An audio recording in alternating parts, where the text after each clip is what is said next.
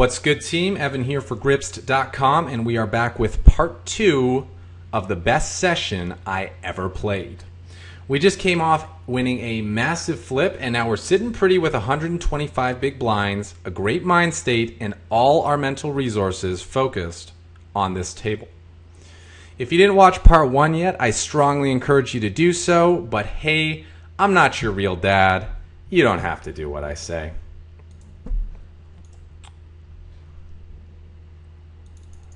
Queen 7 off, not needing to play.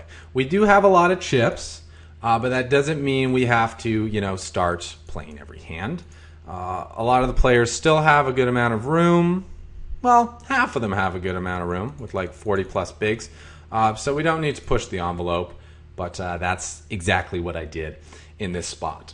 According to Nash Equilibrium and Nash Heads Up charts, this call is literally break even. You can call up to 13.2 big blinds if there are no antes in play, and we're calling 13.4, but there's the antes there, so I think that puts it literally break even. That being said, I already have built the stack, and there's no benefit to eliminating players right now. In fact, there's actually some benefit to keeping short stacks on the table because it's less challenges and less speed bumps that people can put in place for me. So looking back, I think this call was unnecessary. I think in terms of expected value, it was pretty much right on the line, but I just feel that it was unnecessary. So we get moved to a new table, and with Ace-King, I opt to flat this player's open for the same reasons that in part 1 we flatted with Ace-Queen suited. So that's why if you haven't watched part 1, I'm making you go and watch it now. The other reason that we flat is to allow the short stacks to, make a squeeze play, which 2xz does.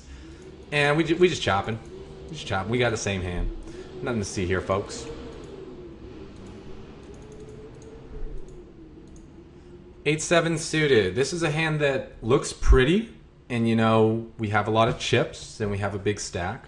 But just because a hand looks pretty does not mean that it looks profitable in early position. And with people still having plenty of stack depth, as I said, I'm not that excited about raising a hand like 8 high or raising a hand like ace high, no kicker from early positions. So again, when you get chips, it doesn't mean you have to start opening everything, but you can definitely open more hands than you could if you have a shorter stack because you have a chip advantage, which means you can put ICM pressure on people. And it's just proper strategy that you should be leaning on your opponents a little bit more. And if those are concepts that you're unfamiliar with and you want a little more information on, I would highly encourage you to check out my MTT strategy guide, where I will go into depth into all the key concepts required to win tournaments. So we get a solid board for pre-flop raiser's range. We fire a c-bet on the ace deuce 4, and once he calls, I'm pretty sure we're just done with the hand. He's got a pair of 9s and is able to take it from us. Could we have two-barreled? Yeah. Should we have two-barreled though? I don't know. I'll leave that up to you guys to decide in the comments what we should have done. And with ace-2 suited here, I definitely feel like defending one way or another is going to be the right play. And in this situation, I opted to defend with a 3-bet. So let's look at the math really quick.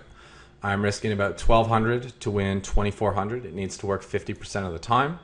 I have an ace, which decreases the chances of him having an ace in his hand, which makes up a lot of the hands that he'll be able to play back at me with and, go ahead and move all in with. So I'm just going purely for the pre-flop steal. If he comes over the top and pushes me all in, I am certainly folding, and he does not do that. He opts to fold. An argument could be made for defending as well, obviously. We're getting an extremely good price, about 3.3 to 1.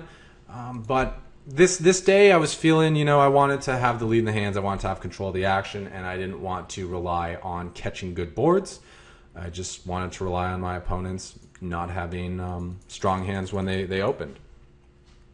And that is exactly what I go ahead and do here by 3-betting with the 9-6 offsuit as well. I was just kind of going with the flow, rolling with it. Also, I'm leveraging the stacks really well, where if they want to play on, they pretty much have to risk their stack. Like they don't have that much room to call and then make moves post flop, because they'll have maybe, I don't know, a pot to stack ratio of like 2.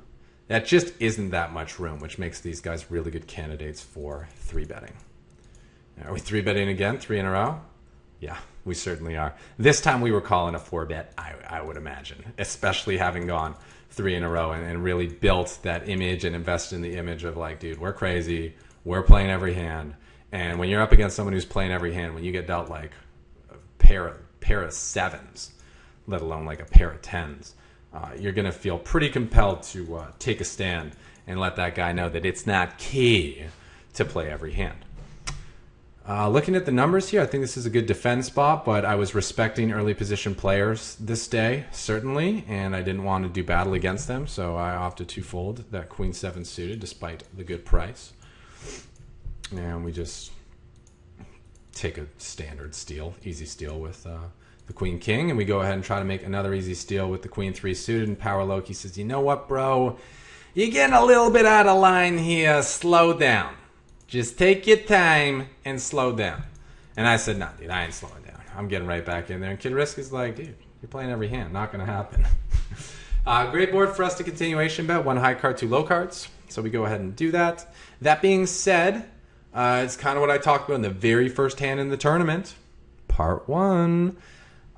Once he's called pre-flop, this is a board that's very unlikely to have hit either player. So, you know, if he thought he had the best hand pre-flop, he's still going to think he has the best hand on the flop, and he's going to be calling a lot. So, you know, you could make an argument for checking, but I felt that just c-betting and getting him to fold some hands was better, and just, you know, maintaining the lead in the hand. Because I think if I check here, I'm not check calling to take my hand to showdown. I'm very easy to get blown off my hand. And we should give up. Don't need to keep throwing bad money after good. A6 suited, keep on with the steal and train. A6 offsuit, not the same kind of hand, man. Ace-9 though, that's significantly stronger than Ace-6. It's still kind of light. It's definitely pushing it, and this is a hand that I lost some chips on in the main event this year from making what I thought was a light steal. But at this point, we're kind of establishing ourselves on the table, and we're really trying to muscle it. We're really trying to build that image. And when that's what you're trying to do, you definitely want to take all the close steals. If you don't think there's much value in building up an image because, say, you know, the table's going to break really soon, or you have a really tough table draw, you can obviously pass on those close steal spots. So, raise it up blind versus blind. We expect to be dealt the best hand with an ace in a heads-up situation, and we want to maintain our aggression by following up with a small c-bet. Kid Risk. He's playing on, and is our 6 good at showdown? No. So this is a good board to c-bet, but it is a little different than the Queen High board from before, because with there being, you know, a middling card there and close to 2 high cards, there are a lot more straight draws that can come. You know, if the 9 was an 8 or a 7, this would be a much better board to continuation bet because there are fewer gut shot draws that Kid Risk can have. And, you know, were that 9 and 8, he probably would have folded this particular hand, and whatever. We were just value betting, and we got unlucky on the turn. We got all the money in when we had the best hand, and no money in when we had the worst hand, and that is winning poker, ladies and gentlemen.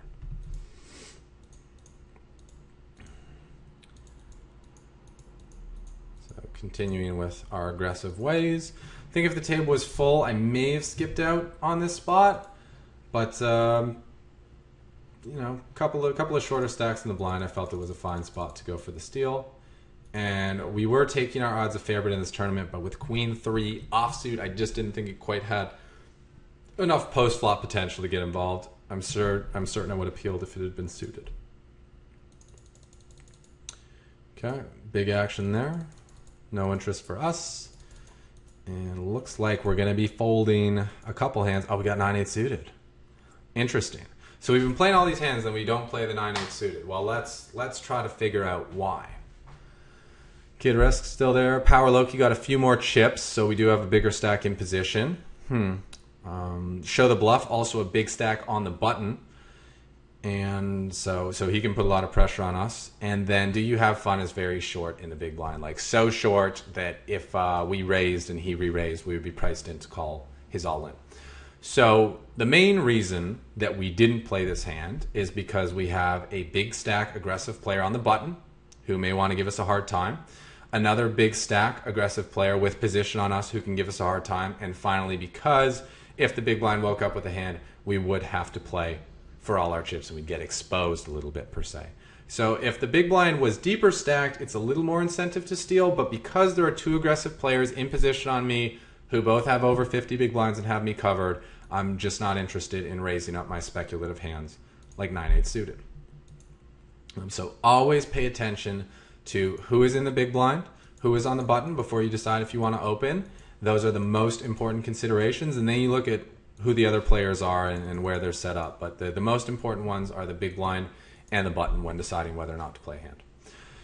So we've had a couple of pots with Kid Risk. He's won both of them. So I decided, we're going to play smaller pots instead of raising to 1K or whatever and expecting him to continue a good amount of time. I'm just going to flick in my 200, take my 5-1, take a flop to gut shot, make a stab at it. He peels.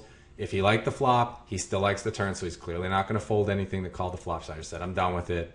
You bet it. It's yours. So he bets, a third of the pot, takes it down. No problem, no harm, no foul. Very minimal investment in that hand. So here, same hand as before, but now the button has a shorter stack. The big blind has a stack that is short, but not so short that we'd have to call an all in. So this is a great spot. And when he does shove, well, easy fold. We're getting 1.5 to 1, so we need 40%. And with a 9 high, just probably don't have it. Even though it's suited and connected, we probably don't have it. Although it's probably close, actually, as we'll see later in the video. There's a lot of strength in suited connectors, but I didn't feel the need to call off 4K chips. I felt that the steal attempt was profitable in and of itself, and that calling an all-in was marginal at best. So, you want to be making profitable decisions all the way along the way. And as long as you're doing that, if you abandon ship when the situation then becomes unprofitable, you are playing winning poker. So ace-10 offsuit. The opener has less than 20 big blinds, and the big blind has 26 big blinds. So effectively, this is a 26 big blind play, and I just go ahead and move it all in. I think that I'm certainly ahead of his range for opening. I think there are a ton of hands that he's going to be raising and then folding to a reshove. And I have okay equity when called in that, I do have ace-10 if he has like a medium pair we're flipping. But against a lot of the hands that he's calling with, I actually only have 30%, those bigger pocket pairs. But the more important thing than the fact that I have, okay equity when called, and it's not like I'm shoving with 3-4 suited that could be 2 undercards when called. I have a key blocker with the ace that blocks the hands that are going to call me, The hands that are most likely going to call all-ins are big pairs, maybe king-queens, and then good aces. Ace-jack, ace-queen, ace-king. And the fact that I have an ace in my hand decreases his likelihood of having one of those ace-x hands by about 25%. And that is quite significant. So it's also, a 10% chip up for me, but if you look at it in terms of effective stack, in terms of what I'm risking, it's basically a 20% chip up. And you guys know from my MTT strategy guide that when you can find 20% chip ups, 30% chip ups with no showdown, that is a really, really good result for you. I also, it's a hand that I could have, considered flatting with, but I didn't want to invite multi-way action. I didn't want to allow Kid Risk to, put the squeeze on us. And I also didn't want to 3-bet to a small amount, like 22, 45, to give him room to 4-bet all in with a hand like, say, pocket threes or king-jack suited, where, I'm flipping or I may be slightly ahead, but I'm not so far ahead that I'm loving the situation. So I was just fine to go ahead, rip it in, take the effective 20% chip up, and just move on to the next one, where we go for a steal, and Kid Risk is like, nah, you're playing too many hand grips, get out of here. I said, okay, for now, but I'll be back. I like playing hands. I'm in the zone today. And trust me, you'll find that when you're in the zone, you take every little smidgen of profitable spot that you can. And it means that you're playing a lot of hands. And it means that you're having a lot of fun because you're playing a lot of pots. You're going to make a lot of decisions. You're probably winning a lot of pots because you're making good decisions. You're paying attention. You know how your opponents are playing. You know how they're going to be reacting to you.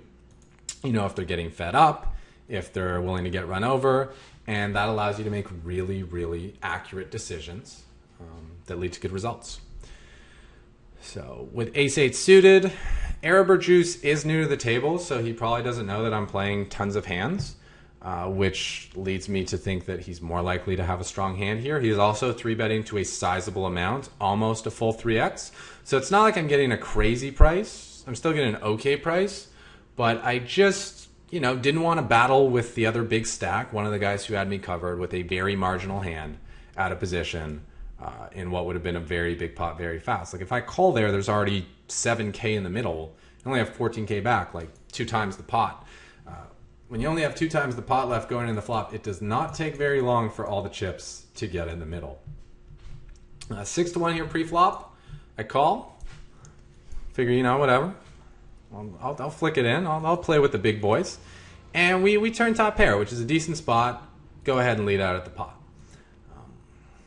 In retrospect, if I think that I have the best hand, I probably need to bet really big here because there are a lot of draws, like almost the full size of the pot. But that being said, you know, just because I turn top pair does not mean that I have the best hand. These guys both had, you know, reasonably strong ranges pre-flop.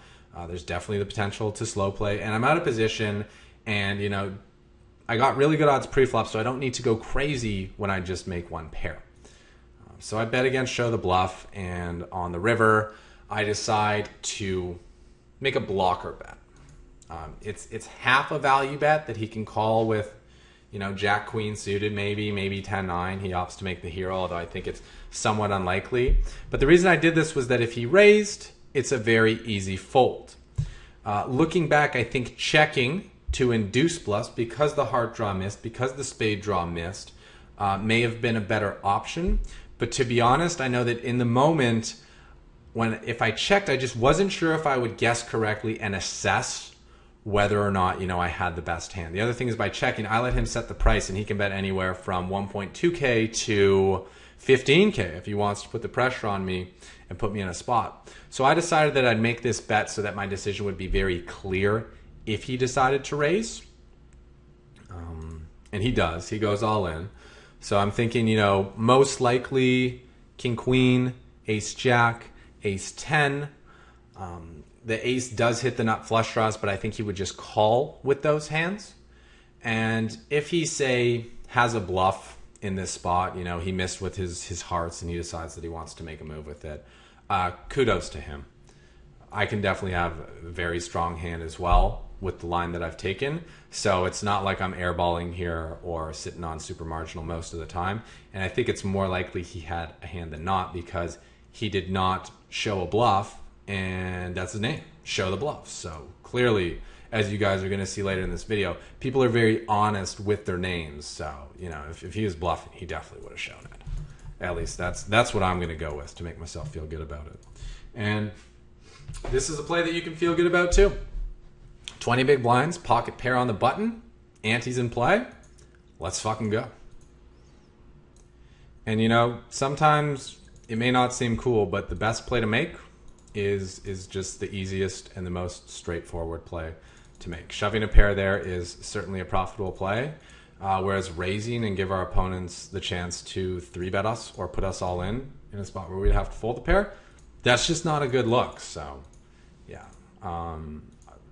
I like those spots. You know, I like when things are straightforward and it's easy, and you're just like, I know what to do here, and I'm gonna do it, and you do it, and it works, and there's not many better feelings than that in the game. I mean, spiking a 1-outer feels pretty exciting. I don't know that it feels as good as, you know, knowing you did the right thing and having it work out. So ace queen here. Definitely solid open. Too many blinds to just rip in there.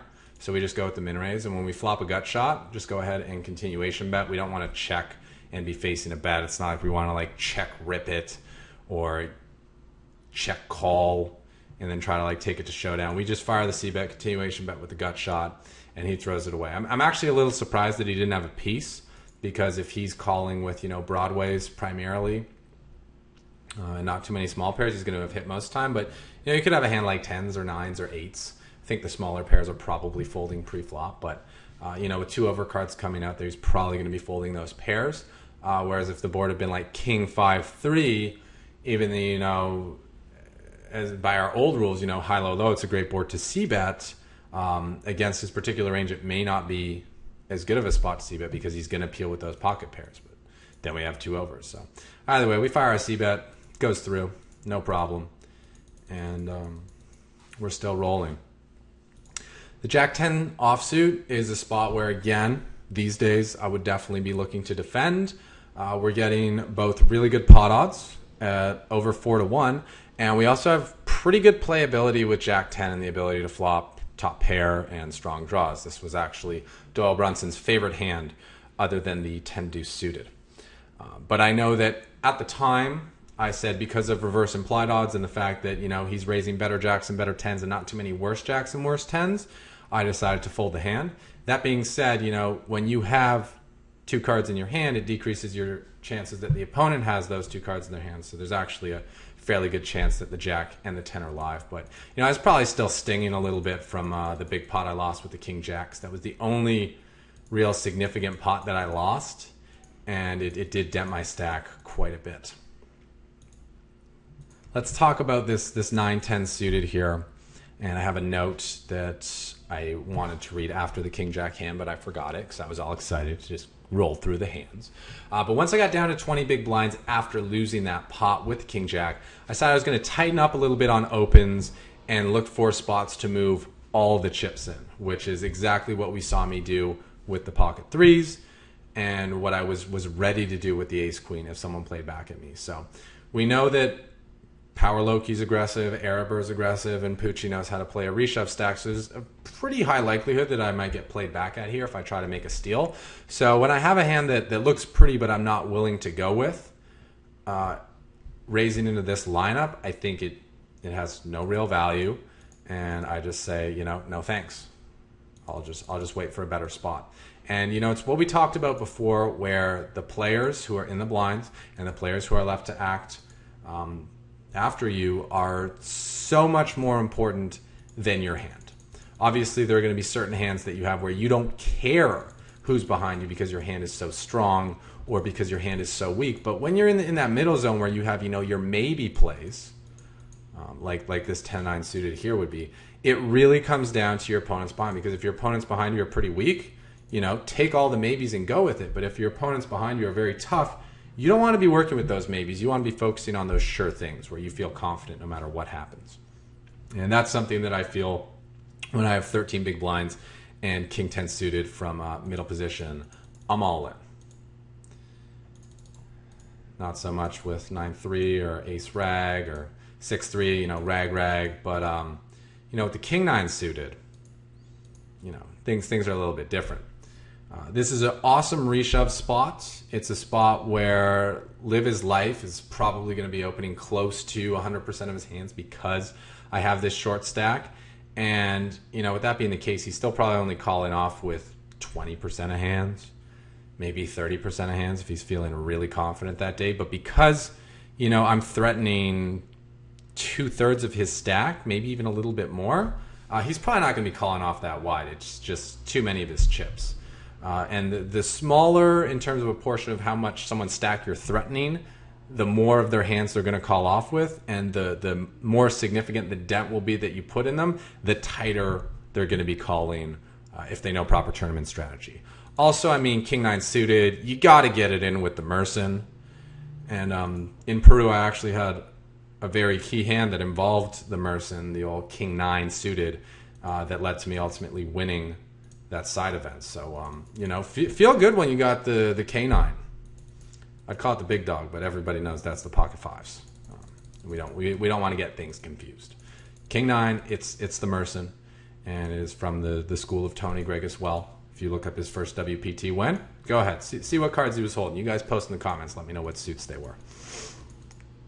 So king 10. Oh, I also want to mention that we're definitely getting very close to the bubble at this 500, 1000 level. And that's why I made this shove here with the king 10. Get a Life is one of the biggest stacks on the table. There's 2 short stacks in the blinds, with Live His Life having 15 bigs and me having 14 bigs. Get a Life is going to be opening tons of hands here, and I'm ready to, you know, just go all in with this hand against a wide opener. because the bubble is the big stack. And obviously it's bad news bears if I get called.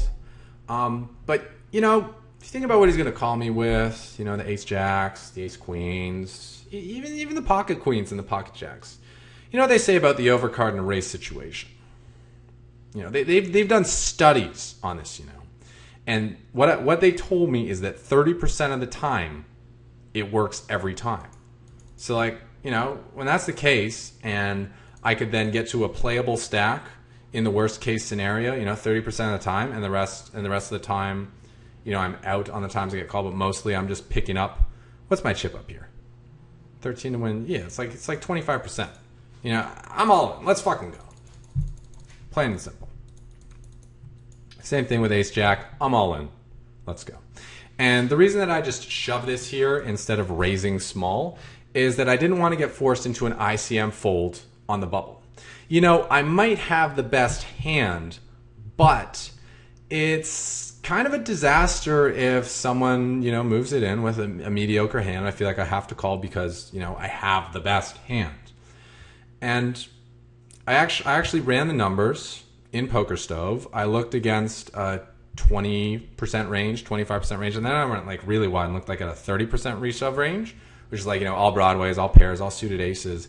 And even against a range that wide, my average equity is only 55 to 60% that I'm going to win. So that means that, you know, 2 times out of 5 plus, maybe even like almost half the time, I'm going to be out of the tournament on the bubble and not getting that 2x return on my investment because I decided, you know, I want to be the hero and give them the room to make the play. Whereas if I shove, you know, I'm only going to get called a very small percentage of the time, and I'm going to get called by the hands that I was going to call their reshove with anyway, but I'm getting folds. I'm picking up the pot 100% of the time and increasing my stack 15% against all those hands that may have put me in a tough spot where I would have felt that I had to call. So next time you get in this situation where you have the option to just move the chips in and take it down pre-flop against, you know, their weaker hands, or invite them to give you action and put you at risk at a very crucial part of the tournament, ask yourself, you know, how bad do you really want this action? And the answer for me was not that bad. So I went ahead, moved all in, took it down, and increased my stack 15% to put me at, you know, about 19 big blinds and a pretty comfortable stack. And I think this is a pretty good place to conclude part 2. We went through a lot of good info in this segment of the series. So we're going to wrap it up here. We're going to wrap that shit up. I hope you found it insightful and informative, and I will see you back here for part 3.